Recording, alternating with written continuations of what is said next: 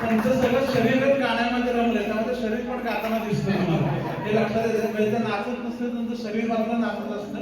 सगळेच कलाकारांनी चांगली गाणी म्हटली आणि सर्वात महत्त्वाचं जीव ओतून म्हटली. म्हणजे कुठेही आपलं रेटून द्यायचं असं नाही केलेलं. मनापासून सगळ्यांनी गाणी म्हटलेली आहेत.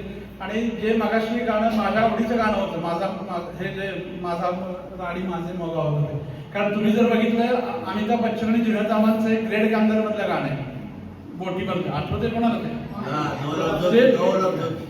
दो लफ्जों की कहाणी. हे गाणं तुम्हाला जर एका पाठोपाठ ऐकली तुम्हाला काहीतरी साम्य जाणवेल. त्याच्यामध्ये तुम्हाला इटलीतलं म्युझिक वापरलं होतं, इकडे गोव्यातलं म्युझिक वापरलं.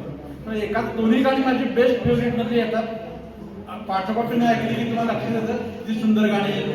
आणि आज या कलाकारांनी सर्वात महत्त्वाचं काय केलं की लोकांना आवडतात ती गाणी म्हणतात, हे सर्वात महत्त्वाचं. आणि असे त्यामुळे असे रसिक मिळतात. आणि बघा काय होतं की कलाकारांना प्रत्येकाचा फेवरेट कोणतरी असतो, पण ते गाणं लोकांना आवडेलच असं नाही. मग तो कार्यक्रम व्यवस्थित होत नाही किंवा रटाला होतो. या सगळ्यांनी जी गाणी निवडली ती फेवरेट गाणी आहेत, लोकांच्या आवडीची आहेत, म्हणून त्याचा प्रयत्न अभिनंदन. थँक्यू. की विजय साहेब यांचा मराठी गाण्याचा कार्यक्रम झाला आणि आता लगेच हा होतोय, त्यामुळे आपल्याला आनंदाची बाब अशी हिंदी गाण्यांबरोबर मराठी गाण्याची कार्यक्रम व्हायला सुरुवात झाली. साठी कैलास मोदींसाठी जोरदार टाळ्या वाजल्या.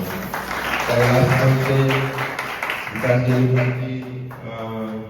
जागीर, उर्मी जागीर, श्वेता जाधव आणि आपली हिरो पुढे सगळ्यांनी